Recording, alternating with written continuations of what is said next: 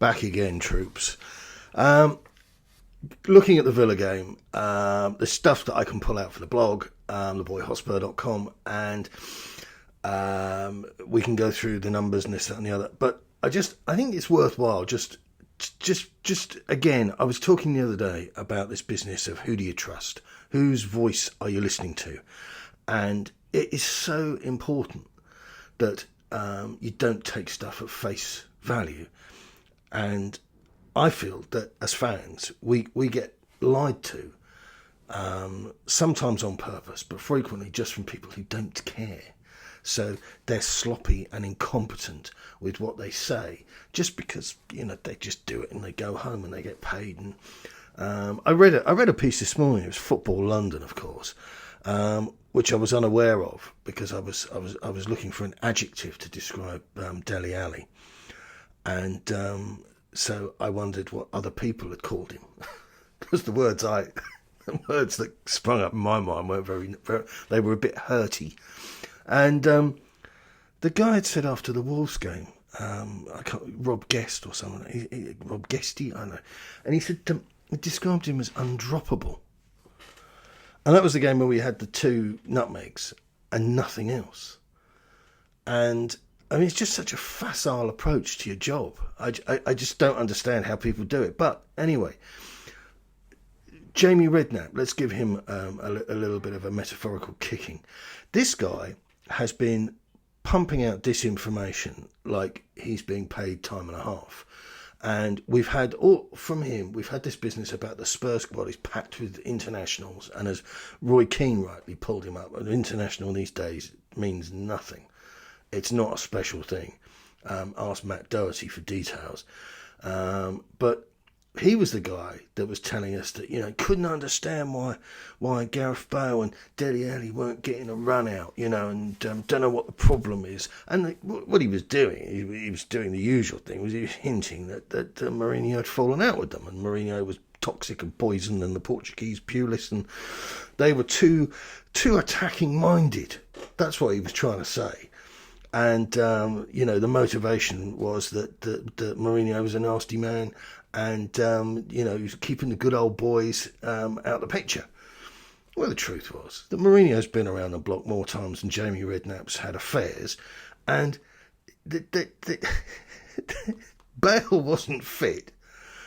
Every time you asked him how he was, he told you in some great detail. And Dele Alli, the attention span of a paralysed goldfish. So, Wolves game, we've got this other clown says, Dele Alli's undroppable. It's not undroppable. It's immensely droppable. That was against Wolves, who weren't very good. Aston Villa were refreshingly, from a football perspective, very enjoyable to watch. And I don't think, maybe I'm giving you my punchline too soon here, but what really struck me about that game is that you got fans drawing up lists on social media and on the blog and the comments and what have you.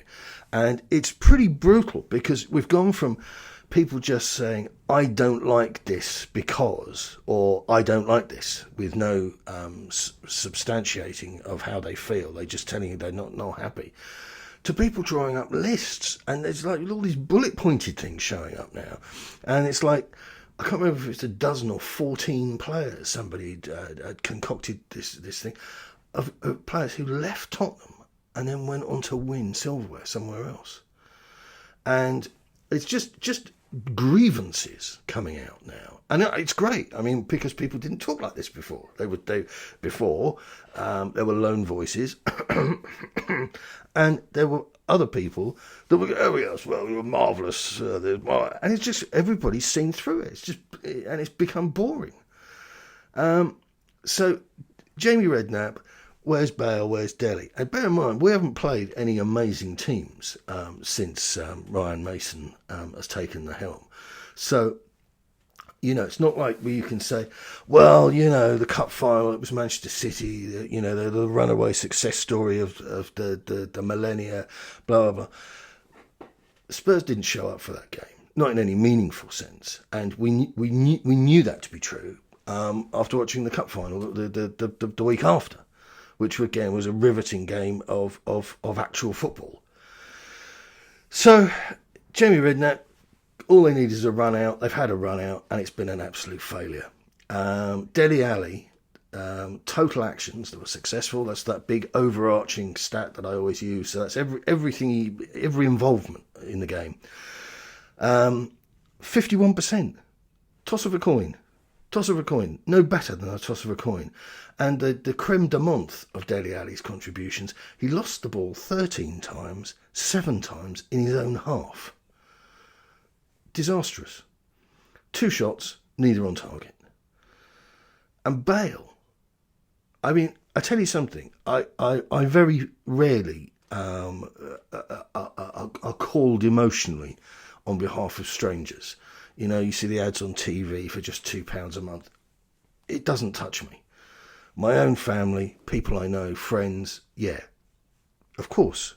You know, I think that's normal, you know. But I really felt sorry for the fans in the stadium. They were so desperate to invest emotionally, as well as the financial 60 quid that they'd handed over for the privilege. And Bale came on, really struck me as the moment that they had been utterly shortchanged. We got 25 minutes out of him simply because he cannot play that much football anymore. And when he does play, it's very rare, unless, and I've put it crudely, which some people don't like, and that's a pity, that he's only good against pub teams. I mean, again, he was another player that didn't do anything against City. And he hasn't done anything against lots of big teams. And against Villa, who weren't rubbish, Villa impressed me, impressed lots of people. No accurate crosses, no accurate long passes, no interceptions, and 2 shots that weren't on target. And you look at the mindset of the Tottenham players, and this was the point I was about to make, and then you look at Jack Grealish. Grealish has been out for a long time. I don't know if it's 11 or 14 games or something. He's been out for a long time. He was as keen as mustard. He created more chances than anybody else. I had a list of his stuff here somewhere. Yeah, 4 chances, more than any other player on the park. He had more attacking third passes than any other player on the park. I mean, he was just, and that looks to be the summary of his greatest hits there. But he was an exceptional talent yesterday. He really was. But he's come back from injury. So there's none of this, I'm coming back from injury. He wasn't able to play a full 90 minutes.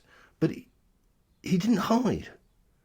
And you really got the sense that he was playing for the badge. And he was proud to be an Aston Villa player. And beyond Harry Kane and perhaps Son and Højbjerg, who's lost his way since Mourinho's gone, I don't see that in the Tottenham squad. So, losing from being in a winning position again, isn't that what we did under Mourinho? Couldn't a monkey with a saucepan stuck on their head have done a better job than Mourinho? Isn't that what lots of people were telling us? There's a lot of work to be done, and my information, where are we? Up until a few days ago, is that Tottenham haven't interviewed anybody for the manager's post yet. So that I think we'll be lucky to see a name put forward before the end of the month. Who knows? Speak to you soon. Good luck. Keep it on.